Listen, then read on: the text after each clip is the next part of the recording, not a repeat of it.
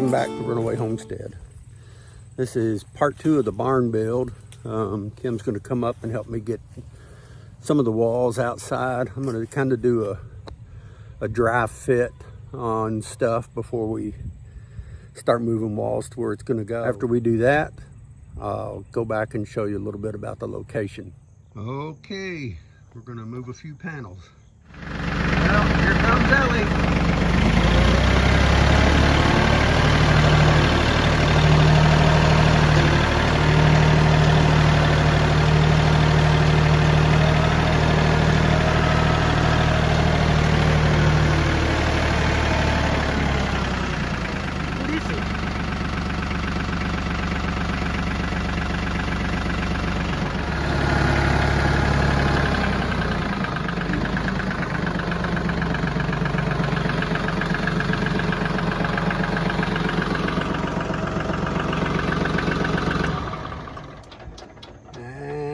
Kim is about to make her way up here, throwing some compost over the fence down there.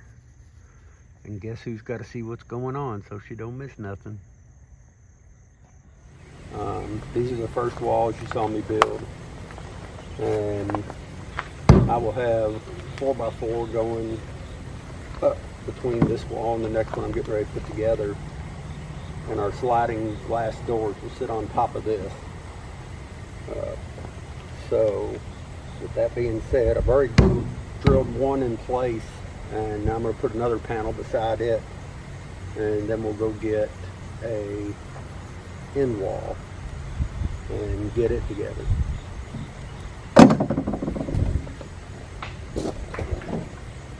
Clamps, always a must.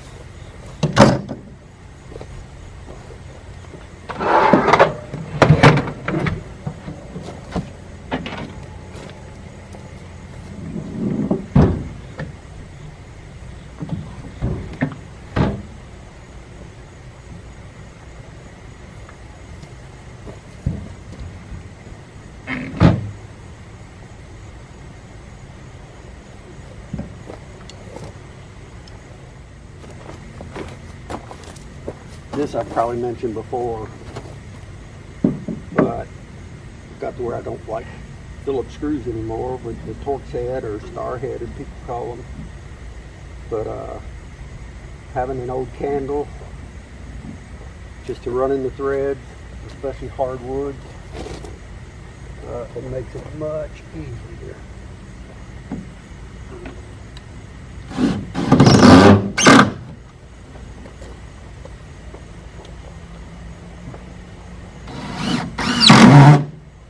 So, there's my temporary sidewalls.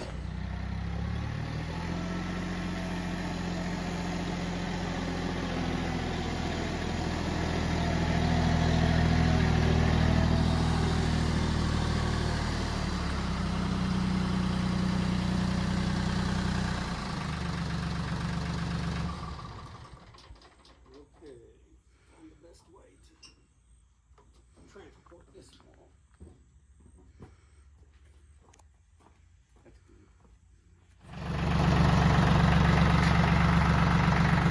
Uh-oh, they ain't gonna make it.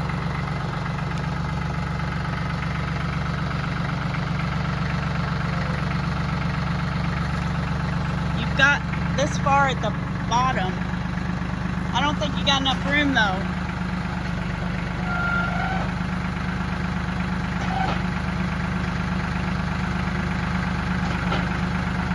You might now.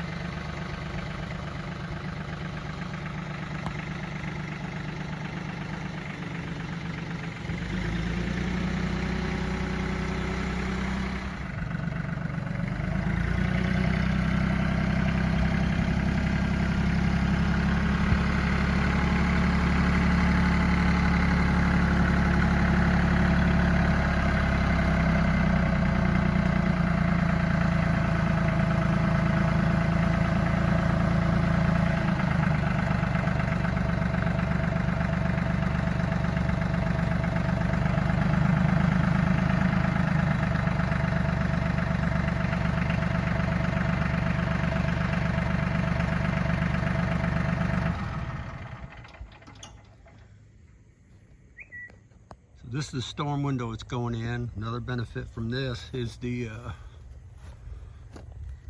cross ventilation that we'll have here. And I've got a fan and motor that came out of a old AC unit that worked, and it was in the scrap pile, and I thought, well, I bet the motor still works, and which it does. I have it over here at the barn, and if I have room, I will put it above the window just to help move the air better. With these two walls together right here, I can start cutting some siding for this, cut some trim around the window. I need to cut a lot of 1x4 for trim. I still have a lot of cedar to work with, but this is 9 feet this way, and we are just a little over 13 on the sidewalls. I've got a storm door to go on the opposite end, but this is starting to come together a little bit. Hey, okay, I'm going to share a little story with you, and then we're going to go down and look where the greenhouse is going to go. When I was a kid and first learning about building things with my dad, he was going to build me and my brother a bedroom in our basement. And that was exciting to me because we were going to have our own room. And anyhow, he came home with a coffee can full of rusty nails, of bent nails. And so I started learning about 16 penny, 8 penny, 10 penny nail sizes. But these were all bent, and part of my job was sitting down and straightening all of those nails. That was the beginning of repurposing or reusing for me. Maybe that's why I've been that way my whole life. And I love the old stuff. I don't know if the camera can see some of my old stuff around here. But straightening all those nails, now that's a cherished memory for me. But then I got to just hammer nails in the wood, and one of my dad's friends saw how much I liked tools, and he made me a toolbox that I wish I still had today. And after learning about nails, then came learning how to use a drill and using a flathead screw.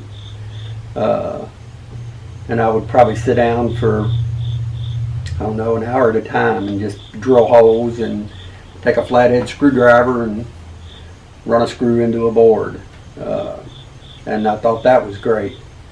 And when I learned about Phillips head screws, there was no more of the slipping of the flathead, and especially when they came out with the driver bits for the drills. And I probably started throwing away all the flathead screws I had. And then along came Torx, or what a lot of people call star bit. And yep, they'll spoil you. And the greenhouse build, I'm trying to use up some of the Phillips head screws that I have, and I talk about, or I show you that, I use old candles to pack the threads of the screws, help them to go in easier, especially in hardwood. I mean, I even pre-drill because I'm spoiled with the Torx. They drive so well.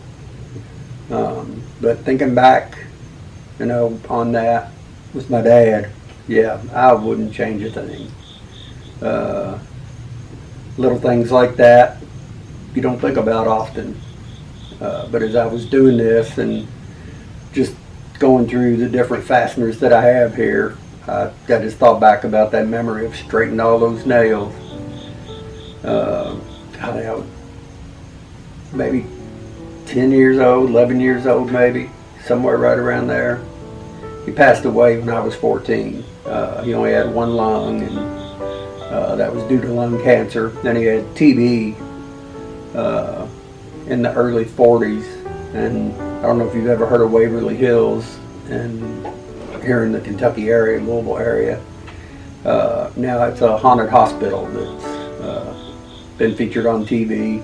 Anyhow, he was in Waverly Hills for tuberculosis, and then he had to go to Colorado for a while, and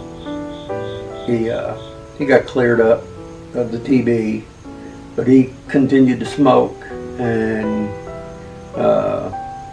like I say, he had to have one lung removed, and I think he lived maybe five to 6 years after that before the other lung basically gave out. But again, well, thanks for letting me share that little bit of memory with you.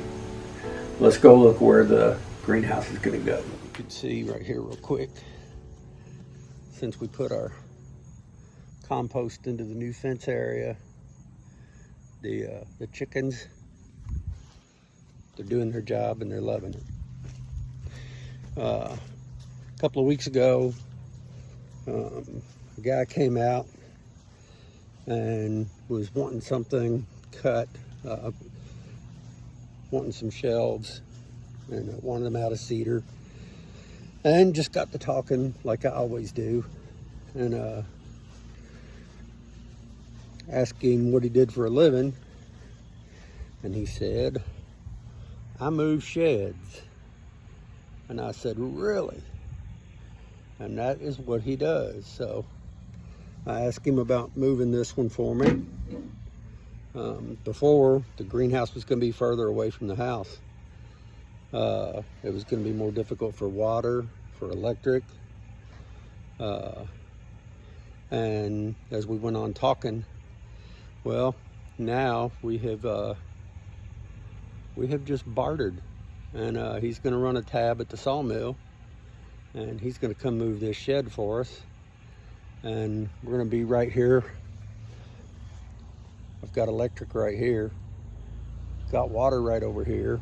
I've got a water line I put in maybe just about 25 feet from where this is, so if I wanted to tee into it and bring water in the greenhouse.